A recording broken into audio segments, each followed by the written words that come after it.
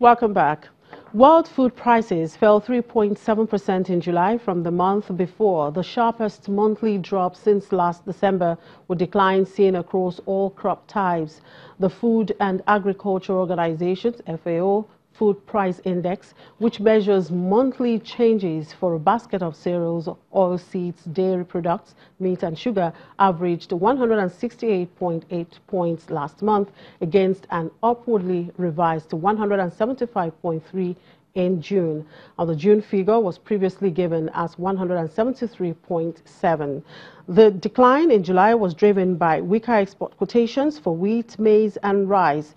The sharpest individual falls were registered in the Dairy Price Index and the Sugar Price Index.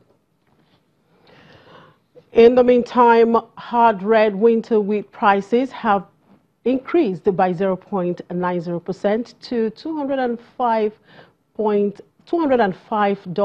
per ton, the highest level in over a year. This increase has been driven by sustained dry conditions across the world, especially in the major producing countries for wheat. Well, Aisha, Sanni, one of the research analysts at financial derivatives company, is here to tell us more. Hello, Aisha. Thank you very much for joining us. Thank you for having me.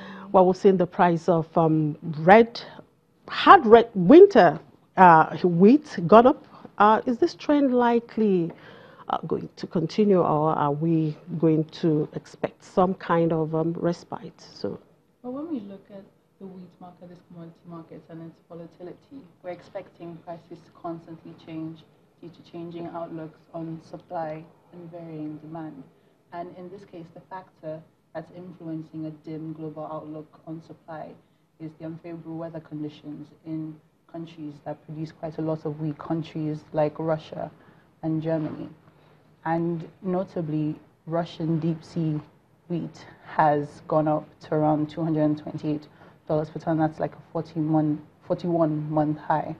And these high prices for this summer period are expected to be sustained due to the fact that these dry conditions are going to continue until the end of the summer period. Therefore, in the short run, it appears that these prices will continue to remain high.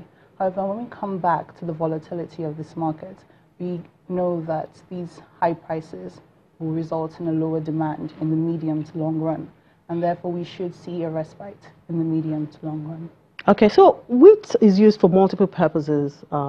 Here in Nigeria, we have baking, for production of pasta. Now, what will be the effect of an increase in the price of wheat on some of these staple food?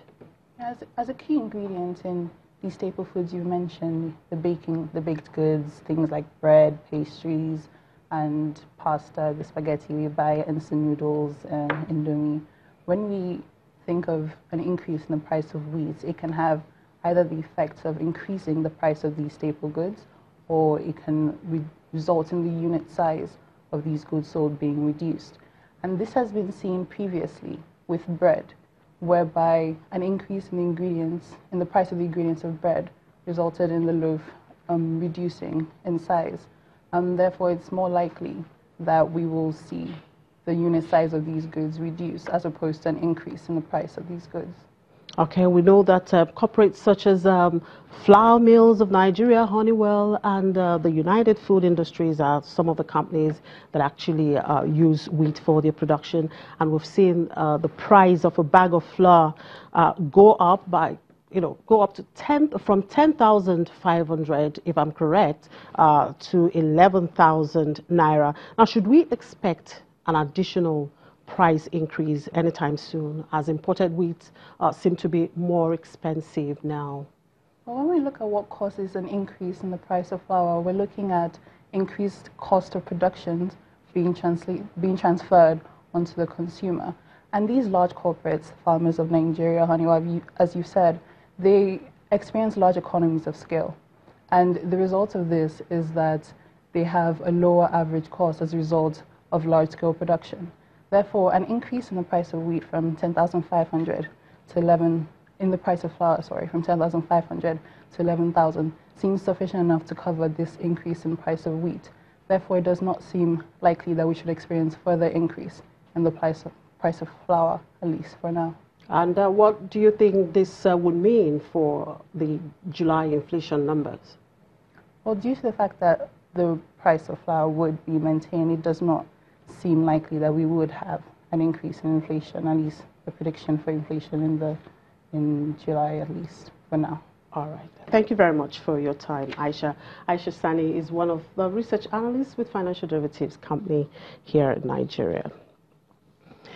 And an independent report of Nigeria's manufacturing activity in the month of July shows a decline of 1.81% in the reading to 48.9.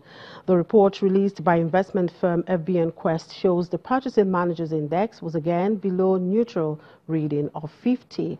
The index was at 49.8 in the month of June.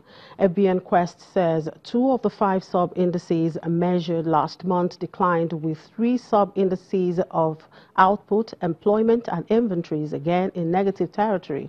The report says manufacturers explained the declines in readings to include weak consumer demand, the rainy season, poor electricity supplies, high rates of duty on imports of raw materials and competition from China.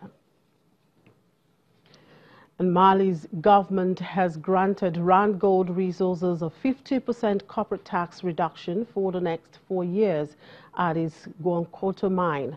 The tax concession is to support the development of a super pit, which will be one of the largest open-cast gold mines in Africa.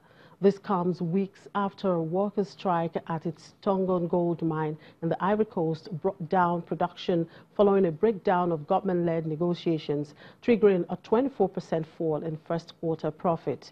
2 of Rand Gold's mines in neighboring Mali, Laulo and Gwankoto, have also been hit by strikes this year and a long-running dispute with government over a claim in back taxes. The tax concession will see Gwankoto mine's life extended by more than 5 years. Mali is Africa's 3rd largest gold producer, behind South Africa and Ghana. And that's a wrap on the program. Thank you very much for watching. I'm Chimeze Obi Iwago.